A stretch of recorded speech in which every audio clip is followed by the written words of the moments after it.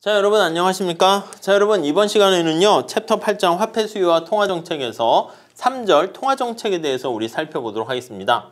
자, 통화정책은 여기 나와 있는 것처럼 경제의 안정적 성장과 중요한 관련이 있습니다. 통화량을 너무 많이 풀게 되면 버블이 생겨가지고요. 그러다 보면은 뭐 경제 자체가 막 거품이 끼게 되는 문제가 발생할 수 있어요. 그래서 인플레이션이 발생하는 것이죠. 한국은행이 이제 언제나 인플레이션을 잡는 게 여러 가지 목적, 중요한 사명이다 이렇게 얘기합니다. 그래서 이 통화량을 늘렸다 줄였다 하면서 인플레이션을 잡는 것도 있지만 정부의 재정정책과 공조를 이뤄가지고 경제적인 어떤 실업과 이런 문제들도 경기 침체도 해결해야 하는 중요한 어떤 목표를 가지고 있다. 그렇게 볼 수가 있겠습니다. 자, 통화량을 조정해가지고 우리가 경기를 안정화시키는 겁니다. 자, 우리 269페이지 내용과 관련해가지고 271페이지 통화정책 수단 하면서 통화정책의 바급 경로 있는데 그걸 한번 볼게요. 자, 통화정책의 어떤 전달 경로라고도 해요. 트랜스미션이라고 하는데 중앙은행이 통화정책 수단을 사용합니다. 공개시장 조작 정책이라는 오픈마켓과 재할인율 정책, 그리고 지급준비율 정책 이렇게 얘기하는데요. 이러한 게 이제 좀 더 일반적인 정책 수단이라고 합니다. 그래서 제너럴한 정책 수단 이렇게 얘기를 하고요. 그 다음 이제 선별적인 정책 수단이다라고 하면 국민경제 특정 부분에만 선별적으로 영향을 미치는 정책을 얘기하는 것이죠. 자, 통화정책의 어떤 운영 목표다라고 하면 중간에 본원통화를 조정한다거나 이자율 또는 콜금리, 뭐 기준금리, 뭐 이렇게 뭐 다양한 이자율, 콜금리 다 금리 이자율이니까 하나로 보셔도 돼요. 이런 것들을 이제 적절하게 중앙은행이 조정을 해가지고요. 중간 목표를 조정합니다. 단기 이자율이나 뭐 기준을 삼는 기준금리라고도 합니다. 그걸 조정해 줌으로써 본원 통화를 조정해 줌으로써 통화량과 이자율, 장기 이자율에 영향을 미치면 이게 이제 장기 이자율이 약간 실질 이자율에 가깝다라고 보시면 돼요. 실물 실질 이자율, 실질적인 변수죠. 자, 요 실질 이자율에 영향을 미치게 되고 요거를 보고 통화정책의 최종 목표인 물가 안정, 완전 고용, 국제 수지 균형, 경제 성장 이런 거 달성된다라고 보시면 되겠습니다. 이게 이제 사실은 통화정책의 최종 목표죠. 이제 다음에 보겠지만 중앙은행이 이렇게 다양한 목표를 삼다 보니까 이제 뭐 비난을 받기도 하는 거야. 야, 중앙은행아, 너의 궁극적인 목표는 물가 잡는 거 아니야? 그래서 인플레이션만 잡아라. 그래서 인플레이션 타겟팅이 요즘 또 많이 떠오르고 있죠. 자, 통화정책에는 일반적인 정책수단과 선별적인 정책수단이 있는데 주로 우리는 일반적인 정책수단만 좀 보시면 되겠습니다. 자, 지급준비율 정책이다라고 하면은요, 우리 교재에도 나와 있는 것처럼 지급준비율에는 필요지급준비율과 초과지급준비율 이렇게 나눕니다. Z라고 쓸게요. 리걸 해서 중앙은행이 일반 시중은행에게 야, 너 말이야 예금 들어온 것 중에서 10%만 반드시 지급을 위해서 보유하고 있어. 법적으로. 법정, 필요 같은 말이에요. 지켜야 되는 거야. 그래서 법정 지급 준비율 이렇게 보시면 되겠고요. 그 다음에 초과 지급 준비율은 excess 해가지고 법정 필요 지급 준비율보다 초과해서 더 많이 갖게 되는 지급 준비율을 초과 지급 준비율이다. 이렇게 보시면 되겠습니다. 여기 나와 있는 필요 지급 준비율과 법정 지급 준비율을 둘 다 이렇게 인하하잖아요. 이렇게. 그럼 어떻게 되겠습니까? 더 많은 대출을 할 수가 있겠죠. 새로운 통화를 창출할 수가 있게 됩니다. 그래서 통화 승수가 증가하게 되면 통화량이 증가하게 된다라는 거 알 수가 있어요. 자, 그래서 법정 지급 준비율을 인하하게 되면은 언제 통화량이 증가하는가에 초점을 맞춰서 보세요. 인하했을 때 통화량이 증가한다라는 거 첫 번째 알 수 있고요. 자, 그 정도 정리하시면 되겠습니다. 다음에 재할인율 정책은 자, 우리 민간에 어떤 사람들이 어떤 어음을 가져왔다 할게요. 근데 어음이 3개월 후, 6개월 후에 이게 돈으로 이제 받을 수 있는 차용증 같은 거야. 당장 이 사람이 돈이 필요해. 은행한테 가는 거지. 은행아, 왜?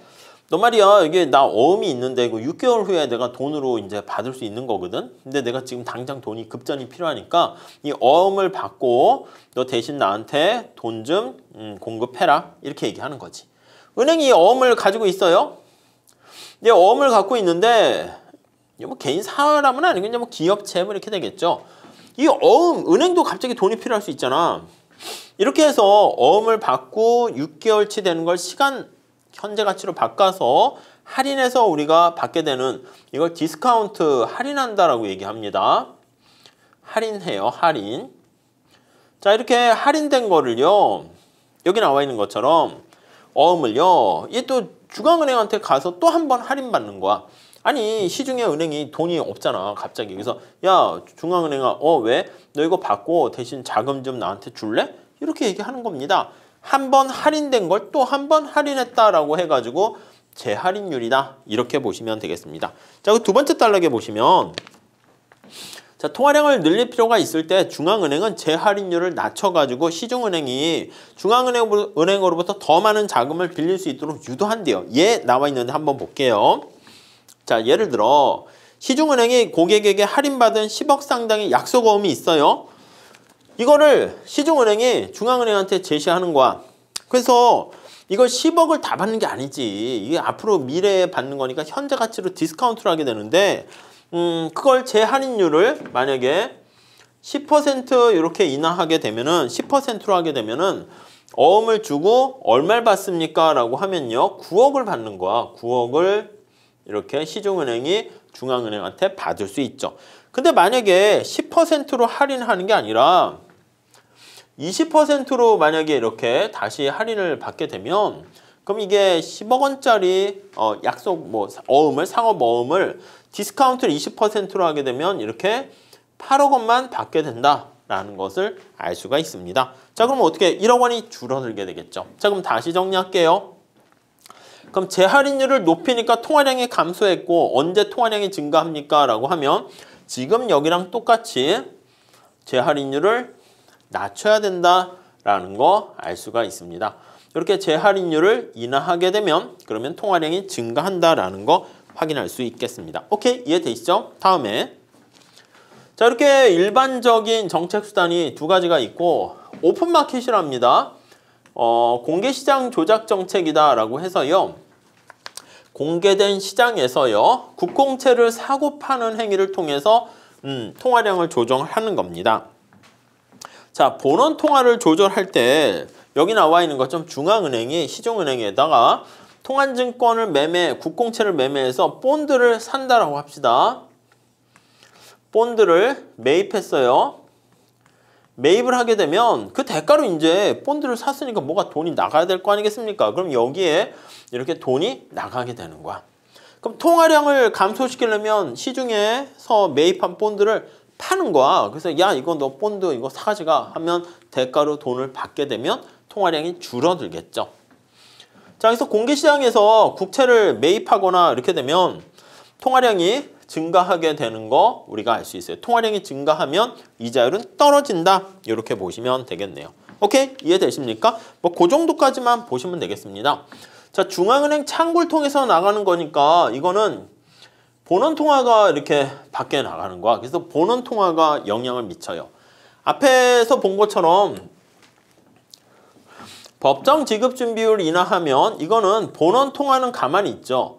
근데 여기 나와 있는 것처럼 승수가 증가해 가지고 그래서 통화량이 증가한다. 이렇게 보시면 되겠고요. 이해 가시죠?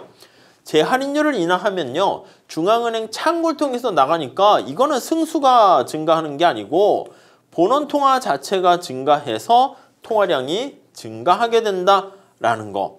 자, 그럼 다시 정리할게요. 일반적인 정책 수단에서 본원 통화가 고정되어 있는 경우는 지급준비율 정책이고요. 본원 통화가 늘거나 감소하거나 영향을 받는 것은 공개시장 조작 정책과 재할인율 정책이다. 이렇게 보시면 될 것 같습니다. 오케이? 이해 가시겠죠? 네.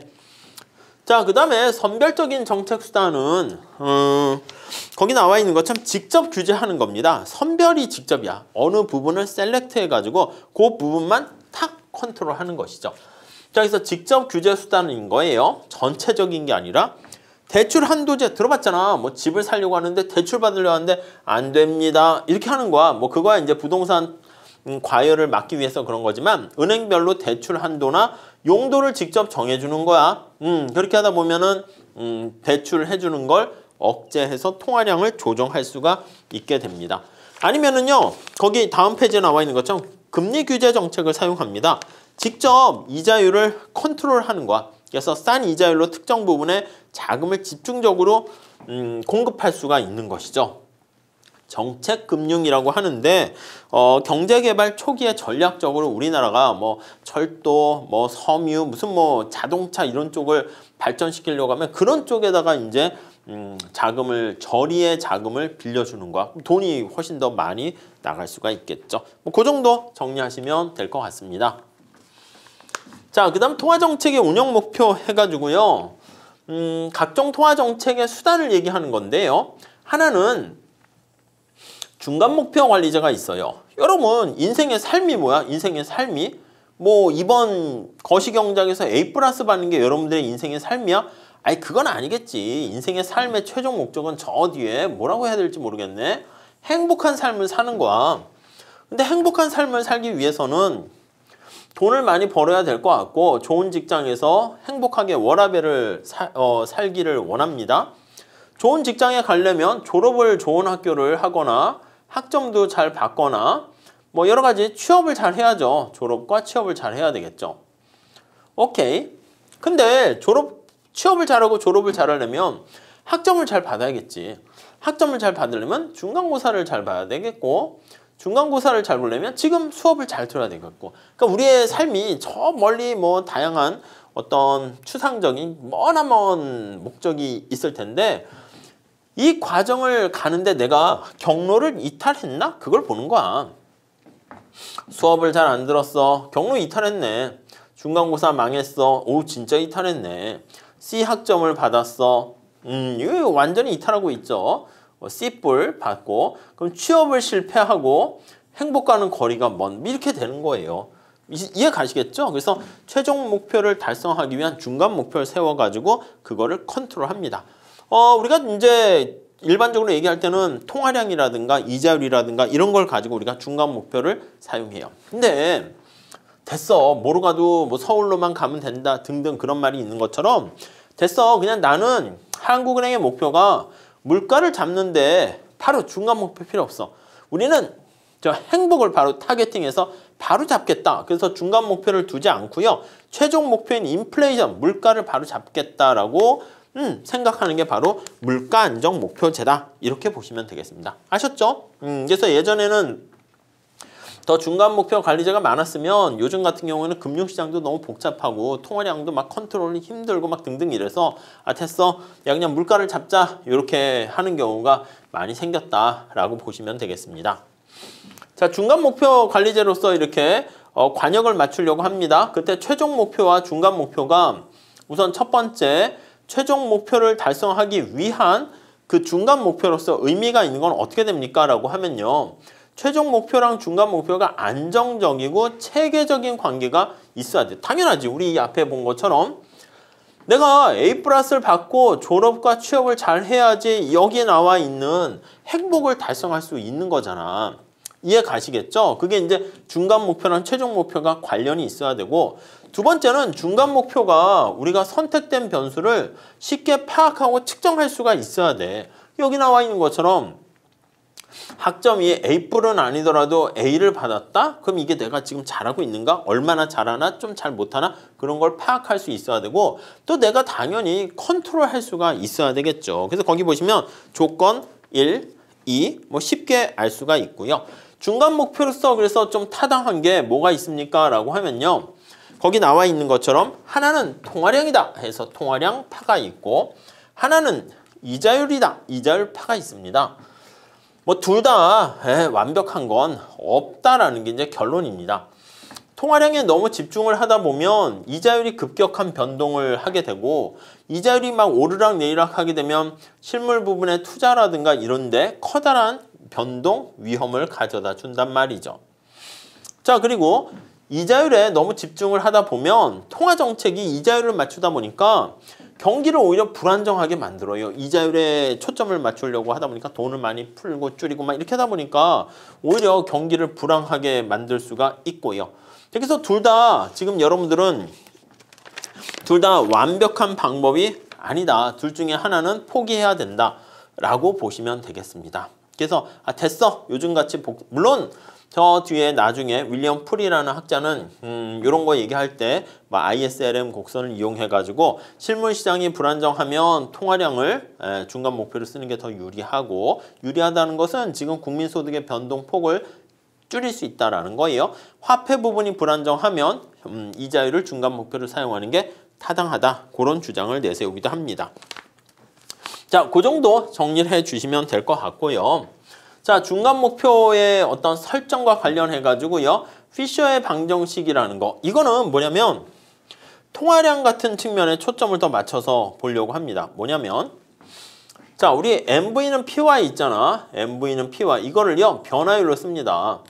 그래서 지금 통화관리 목표제, 통화목표관리제라고 하는데 자, MV는 PY를요. 우리가 변화율로 표현하면 어떻게 됩니까? 하면 곱하기는 더하기로 나타낼 수 있어요. 그래서 통화량의 변화율 더하기 유통속도의 변화율, 얘는 요거요. P가 물가 상승률 더하기 국민소득 증가율, 이렇게 나타낼 수가 있습니다.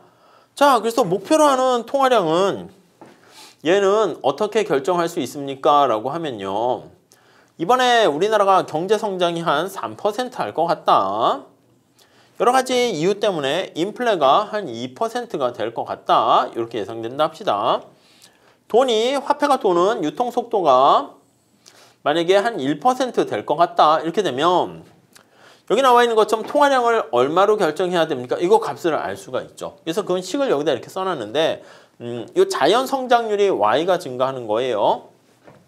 유통속도 증가를 여기다 빼면은 얘는 4%로 맞춰야 되겠다라는 것을 알 수가 있네요. 그러니까 적정하게 경제 규모가 커짐에 따라서 그거를 매개시켜주는 통화량을 우리가 얼마로 해야 될 것인가, 그거를 나타낸다라고 보시면 되겠습니다.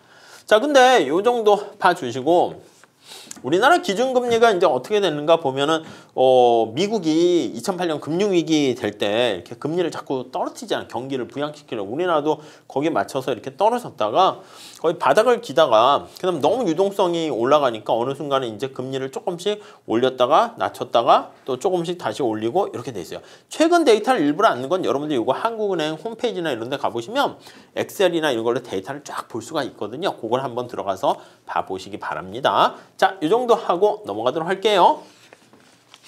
자, 인플레이션 타겟팅이라고 했습니다. 첫 번째 줄 보시면 1980년대부터 금융시장이 국제화가 되는 거야. 국제화 현상이 진행되고 금융시장이 하나로 다 연결되는 거죠. 금융의 국제화, 이렇게요. 세계화. 자, 그럼과 동시에 화폐 수요가 불안정해지고 화폐 수요가 불안정해지네요. 수요가 불안정. 네, 이렇게 되고. 네, 오케이. 자, 그러면서 또 통화량과 최종 목표 사이의 관계가 불분명해지기 시작했습니다. 자, 그래서 그렇다고 이자율을 중간 목표로 하기도 마땅치 않고요. 그래서 1990년대부터 뉴질랜드, 캐나다, 영국 등등등에서부터 인플레이션 타겟팅을 이제 물가 안정 목표, 물가를 잡겠다라는 것을 도입하게 되었고요. 우리나라도 98년도부터 도입을 했습니다. 자, 물가 안정 목표제가 뭔가 거기 278페이지 두 번째 단락에 보세요. 물가 안정 목표제란 통화량과 이자율과 같은 중간 목표를 생략하고 중간 목표 없어요. 중간 목표 없어.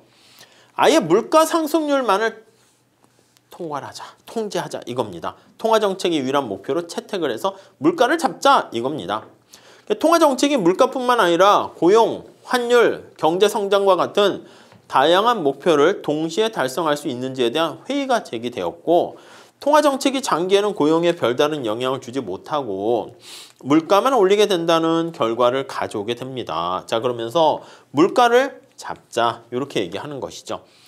자, 물가 안정 목표제가 실제로 효과를 발휘하기 위해서는 중간에 보시면 중앙은행의 독립성이 보장되어야 됩니다. 그리고 중앙은행이 좀 능력이 있어야 돼. 물가를 예측할 수 있는 능력이 뛰어나야 한다라는 얘기가 나와 있습니다. 그리고 중간 목표가 없는 대신에 물가를 잡기 위한 다양한 인포메이션 셋이라고 해요. 정보 변수라고 합니다. 정보 집합이라 합니다. 통화량, 금리, 환율, 자산 가격, 기대 인플레이션 이걸 다 이용하는 정보 변수를 이용하게 돼서 물가를 잡도록 시도하게 되는 것이죠. 자, 그래서 물가 안정 목표제는요. 여기 나와 있는 것처럼 중간에 말이 정보 변수라는 걸로 표현했지만 여기 중간 목표가 없어요. 이 목표가 없이 그냥 최종 목표를 바로 잡자. 최종 목표도 뭐 이런 거 금융 안정, 경제 성장 다 필요 없고 야 물가만 잡자. 이게 바로 사실은 궁극적인 최종 목표다라고 보시면 되겠습니다. 자, 그래서 여기 나와 있는 정책 수단 뭐 우리가 앞에서 봤던 재할인율, 대출 정책, 지급 준비율, 공개 시장 조작 정책 등등등 중간에 운영 목표로 요건 이제 주로 이제 기준금리라는 표현을 쓰기도 하는데 단기 금리를 통해 가지고 잡도록 한다라고 보시면 되겠습니다. 자, 그 정도 정리를 하시면 되겠고요. 자, 그 다음에 중앙은행의 기능과 독립성 논쟁은요. 가볍게 보면 될 것 같습니다. 첫 번째 줄에 중앙은행은 한나라 통화금융제도의 중심이 돼서 은행권을 독점적으로 발행하고 우리도 한국은행에서 독점적으로 우리나라 화폐를 발행하게 되지 않습니까? 한국은행, 미국의 연방준비은행, 영국의 영란은행 등이 대표적입니다. 자, 그러면서 은행권을 독점적으로 발행할 뿐만 아니라 국고의 출납을 담당하고 정부의 은행 역할을 합니다. 또 은행의 은행 역할을 합니다. 우리가 한국은행에 무슨 뭐 이렇게 예금하고 그럴 순 없잖아. 그러니까 은행의 은행 역할을 하고 정부의 은행 역할을 담당합니다. 그리고 적절한 금융정책과 시중은행을 컨트롤합니다. 지급준비금 관련해서 컨트롤 조정을 한다라고 보시면 되겠습니다. 자, 중앙은행 역사 보시면 원래 세계 최초 중앙은행이 영국의 잉글랜드 은행이라 합니다. 1694년 처음 설립되었는데 영국 왕실이 해군을 재건하는 자금을 조달하는 창구 역할을 했어. 그래서 왕실의 은행 역할을 하는 거야. 은행이 그때도 이제 여러 군데 있었어. 그리고 돈도 막 여러 가지 막 이렇게 우리나라 요즘 지역 화폐 있는 것처럼 다 그 동네에서만 통용될 수 있는 그런 화폐들도 있었는데 여기 나와 있는 것처럼 1884년에 자꾸 영국도 이제 돈이 필요하고 뭐 이렇게 된 거야. 그래가지고 야, 너 있잖아. 정부가 주도해서 너한테만 화폐를 독점권으로 찍어내고 발행할 수 있는 권한을 주는 거야. 그러니까 거의 국유와 비슷하게 되는 거죠. 의미 자체는. 그래서 은행의 은행 역할, 정부의 은행 역할을 하게 되면서 원래는 이게 사실 뭐 우리가 얘기하는 정부라고 볼 수는 없어요. 아무튼 그런 식으로 해서 발전된 게 바로 중앙은행의 역사다. 뭐 가볍게 보시면 되겠습니다. 자, 280페이지 가보시면은요. 거기 보시면 중앙은행의 독립성의 장단점 나와 있습니다. 자, 중앙은행이 독립하게 되면 뭐가 좋으냐라고 하면요. 사실은 앞에서 말씀드린 것처럼 중앙은행이 물가를 잡는 게 굉장히 중요하거든요. 그런데 두 번째 단락 보세요. 중앙은행의 독립성의 장점은 중앙은행이 정치적 압력에 예속될 경우 선거 같은 경우가 되거나 야, 돈 좀 찍어서 돈 풀어. 자꾸 이렇게 되면 엄청난 인플레이션, 하이퍼 인플레이션까지 발생할 수 있습니다. 통화관리가 느슨해져가지고 물가가 불안정해질 수 있어요. 그래서 중앙은행의 독립성의 장점은 우리가 뭐 미국 같은 경우도 그런 거 아니겠습니까? 미국의 정부가 야, 지금 재정정책으로만 힘드니까 돈 좀 찍어가지고 풀었으면 좋겠다 하는데 연준이 안 돼. 그러다가 인플레 발생해. 이런다고요. 야, 지금 위기 상황인데 뭐 하는 거야? 근데 서로 이제 그러니까 체크 앤 밸런스를 할 수가 있는 것이죠. 그래서 거기 나와 있는 것처럼 통화정책이 정치의 압력에 굴복되는 걸 막을 수 있습니다. 정치적으로 말 그대로 독립되는 거예요. 그러니까 정치가들이 정부가 돈 좀 막 팍팍 찍어내고 싶어도요. 이렇게 안 돼. 이렇게 통제를 할 수가 있게 됩니다. 자, 그리고 거기 또 보시면은요. 281페이지가 보시면 물론 단점도 있어요. 야, 너 그렇게 고집 부리는데 이게 뭔가 중앙은행이 어떤 정책을 하려고 그러면 정부 정책을 하려고 그러면 중앙은행과 협조를 맞춰야 되는데 야, 그런 제대로 된 그리고 너가 제대로 뭔가 물가를 잡는 능력, 그것도 의문스러워 해서 단점을 지적하는 사람들도 있습니다. 그 정도 한번 읽어봐 주시고요. 근데 실제 거기 보시면은요, 밑에 그림에도 나와 있는데 중앙은행의 독립성이 높은 나라랑 연평균 인플레이션 상황을 보면 중앙은행의 독립성이 이쪽으로 갈수록 높아요. 높은데 그거랑 이거 실질 GDP 증가율은 아무 관련이 없네. 그러니까 독립성이 높다 해서 GDP가 떨어지거나 올라가거나 큰 영향이 없어요. 근데 여기 나와 있는 것처럼 독립성이 높을수록 이게 마이너스 관계에 있네. 자, 그럼 우리가 뭘 할 수 있냐면 중앙은행의 독립성이 높을수록 역시 인플레이션을 좀 컨트롤하는데 효과적이구나 라는 것을 알 수가 있어요. 이 두 가지 그림을 같이 연결해서 보면은 중앙은행의 독립성이 높을수록 여기 나와 있는 인플레이션을 낮출 수 있다. 그런 경향을 보인다라는 것을 확인할 수가 있겠습니다. 아시겠죠? 자, 이렇게 해가지고요. 우리가 이번 시간에는 뭐 화폐 수요와 또 통화 정책에 대해서 살펴봤습니다. 그래서 지난 시간에 봤던 화폐 공급, 이번 시간에 봤던 화폐 수요 두 개가 이제 합쳐져 가지고 화폐 시장의 균형, 더 나가서 통화량을 조정하는 것을 우리가 화폐 금융정책, 통화정책 이렇게 얘기하니까 잘 그걸 컨트롤 정리해 주셨으면 좋겠습니다. 자, 그렇게 봐주시고요. 다음 시간에 우리가 이제 본격적인 거시경제학 모형이라 할 수 있는 뭐 IS, LM 이런 거에 대해서 우리 같이 보면서 정부의 뭐 정책 우리가 좀 더 다시 새롭고 깊이 있게 살펴보도록 하겠습니다. 자, 우선 여기까지 하도록 하겠습니다. 감사합니다.